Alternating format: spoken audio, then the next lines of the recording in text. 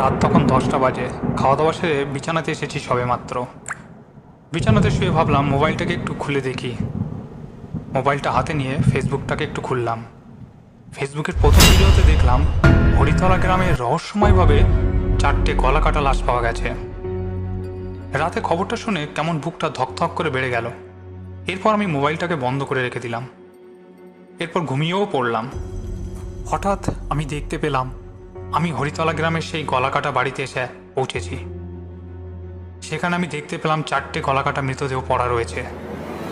হঠাৎ মৃতদেহগুলো উঠে দাঁড়িয়ে পড়ল। দেখে আমার হাড় হিম হয়ে গেল।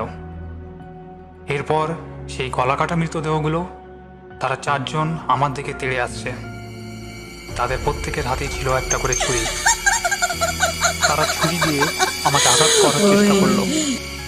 তারা আমাকে মারতে উদ্যত হলো। আমি ভয়ে সেখান থেকে ছুটতে শুরু করলাম। এরপর হঠাৎই আমার ঘুমটা ভেঙে গেল। কে যেন আমাকে ডাকছে, কিরে অনেক তো বেলা হয়ে গেল, এবার ঘুম থেকে উঠে পড়। আমি চোখটা খুলে দেখি মা পাশে দাঁড়িয়ে আছে। সত্যিই তো, ঘড়িটার দিকে তাকিয়ে দেখলাম অনেক বেলা হয়ে গেছে। তখন মনে মনে ভাবলাম এটা নিশ্চয়ই স্বপ্ন ছিল।